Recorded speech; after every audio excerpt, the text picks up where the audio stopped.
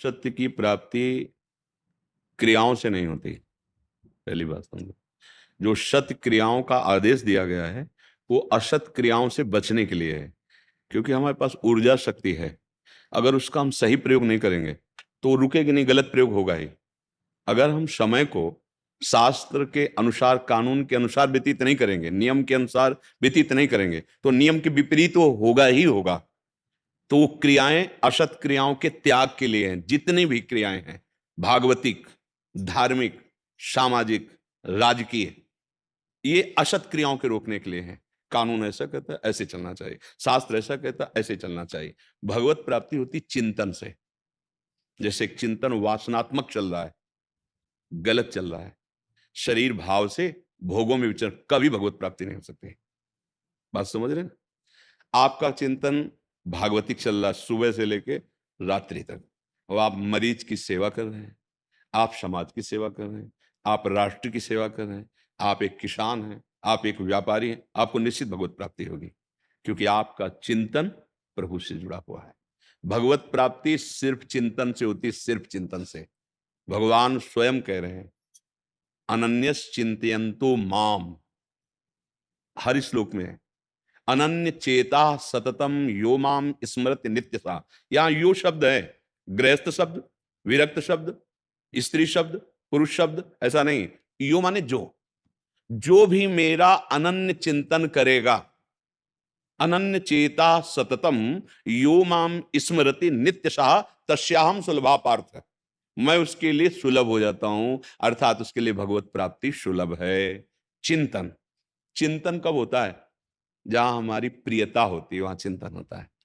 जो हमें प्यारा लगता है उसका चिंतन होता है। जो भोग प्यारा लगता है, जो व्यक्ति प्यारा लगता है, जो हमें पदार्थ प्यारा लगता है, जो हमें स्थान प्यारा लगता है, इसी में जाता है हमारा अधिक चिंतन, प्रियता पूर्वक इसी में जाता है। जो वस्तु, व्यक्ति, स्थान हमें प्यारा लगता है, देखो शरीर प्यारा लगता है तो शरीर के संबंधी प्यारे लगते हैं। अभी सूचना आ जाए 5 लोग एक्सीडेंट में मर गए, आपको कोई फर्क नहीं पड़ेगा। और अभी आ जाए कि आपके मौसिया उसमें थे, दूर का संबंध, अच्छा, अब पूरी चित्तवृत्ति घसीट जाएगी। देश संबंध, इंद्रिय संबंध, भोगों का संबंध, मन संबंध, कोई वस्तु, व्यक्ति, स्थान, इनमें प्रियता है, इसी का चिंतन होता रहता है। या जो हमारे प्रतिकूल वस्तु, व्यक्ति, स्थान, उसका चिंतन। चिंतन दो धाराओं में चल रहा है, राग और द्वेष। राग अनुकूल, द्वेष प्रतिकूल।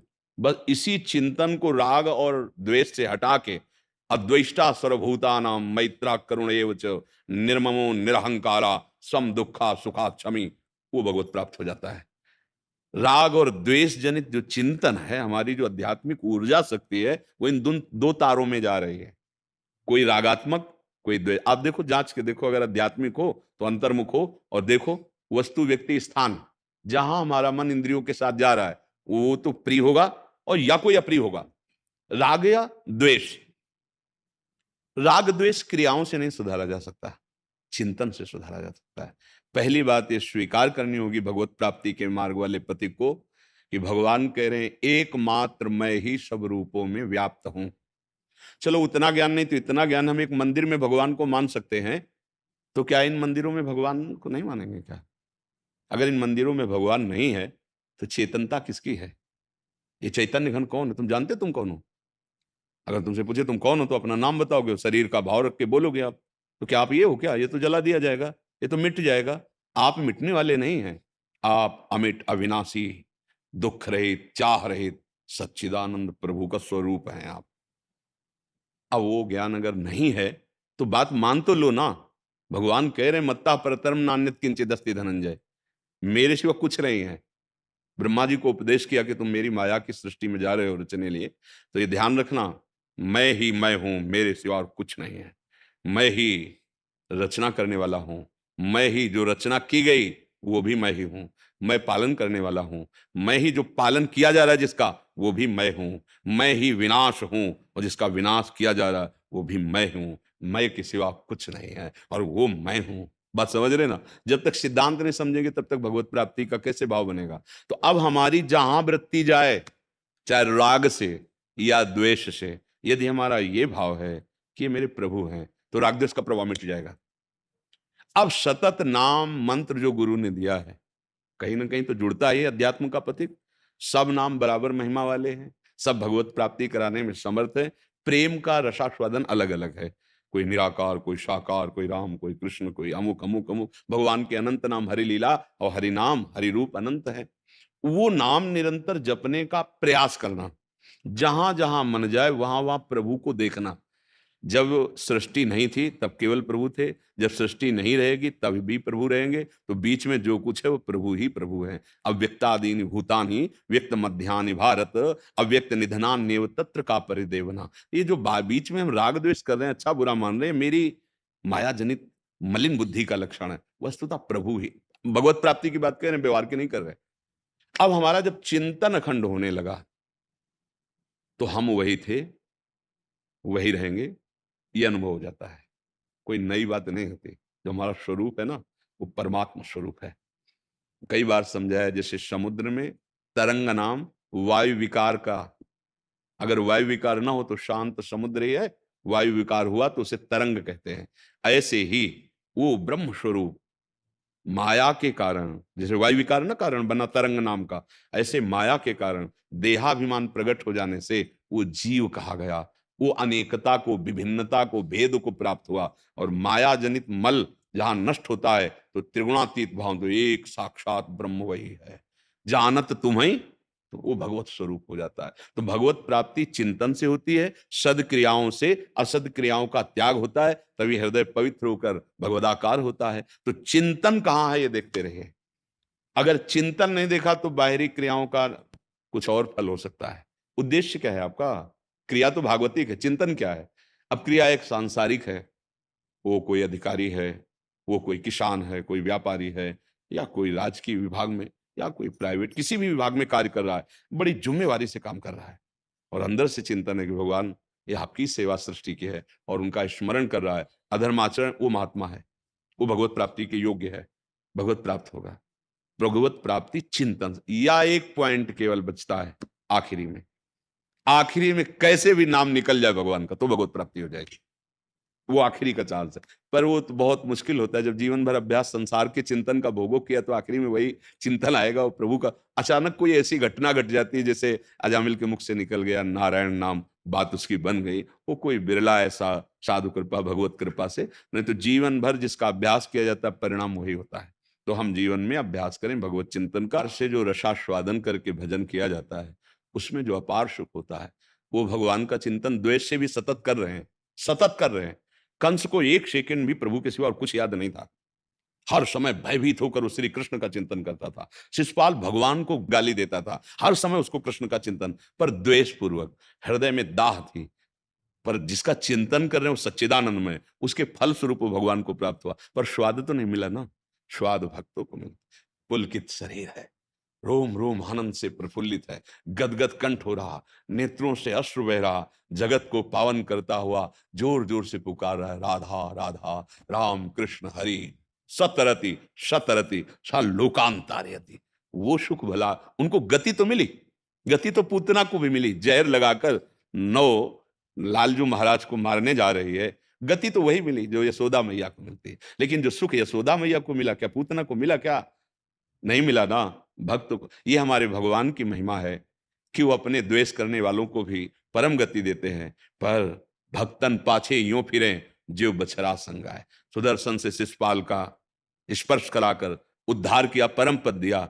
लेकिन शिशुपाल के चरणों के पीछे थोड़ी घूमे भगवान। ऐसे थोड़ी, जैसे एक छोटे से बच्चे के व्याकुलता में मां दौड़ती है, ऐसे थोड़ी ऐसे भक्तों के पीछे। भक्तन पाछे यो फिरे जीव बछड़ा संग गाय। जहां जहां भक्त चरण रखे वहां वहां रखूं हाथ, पीछे पीछे मैं फिरूं कभी न छाड़ू साथ।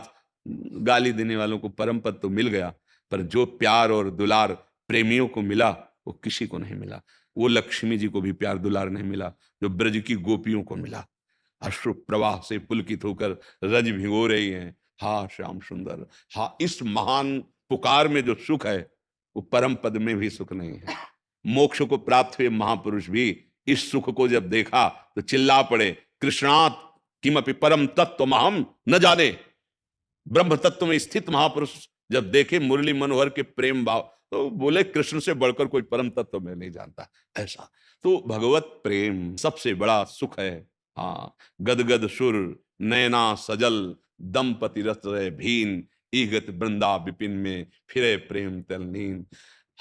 अंदर एक अपार सुख, नेत्रों में सच्चिदानंद प्रभु बसे हुए हैं, रोम रोम आनंदित। वो जहां चरण रखता है, तीर्थी कुर्वन्ति तीर्थान, वो जगत को पावन कर, उसकी समानता। परम पद में एक चीटा चीनी में मिल गया, चीनी बनकर, और एक चीटा पार्श्व में लगा हुआ चीनी का स्वाद ले रहा है। कौन भाग्यशाली है, कौन स्वाद ले रहा है? जो, और जो चीनी बन गया वो तो बन ही गया।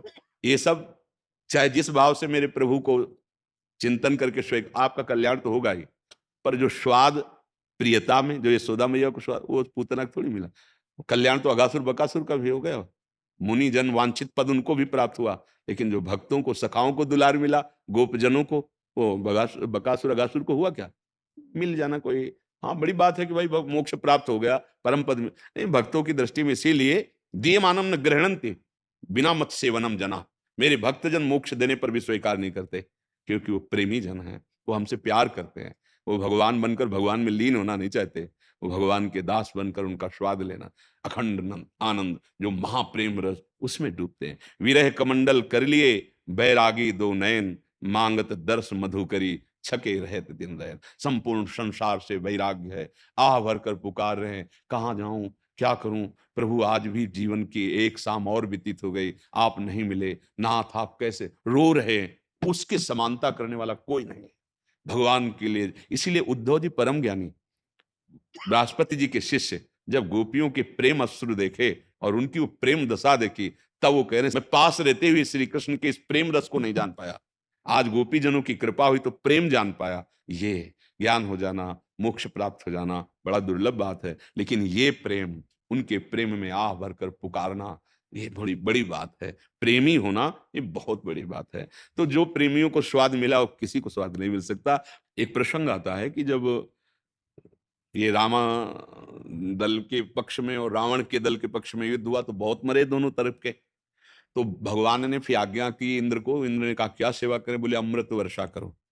तो अमृत वर्षा की, तो भालू कपि सब जीवित हो गए, लेकिन एक भी राक्षस जीवित नहीं हुआ। तो ये हुआ कि वर्षा तो दोनों दल में, क्यों जीवित नहीं हुआ? तो बोले जितने राक्षस थे सब मुक्त हो गए, क्योंकि उनके सामने भगवान थे, और ये जितने थे उनके सामने राक्षस थे, इसलिए वो मुक्त नहीं हुए।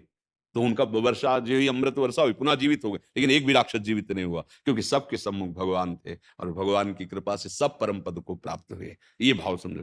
तो हमारा जो चिंतन है जब प्रभु के प्रति प्रेममय होता है, तो जो सुख प्राप्त होता है वो परम पद में सुख नहीं है, कैवल्य पद में भी नहीं। इसीलिए भक्तों ने उसको त्याग किया है और भगवान की चरण दासता मांगी है। कि जब भगवान ने ध्रुव जी को परम पद दिया ना, अटल पदवी, तो ध्रुव जी के हृदय में जलन हुई, परम पदवी प्राप्त होना।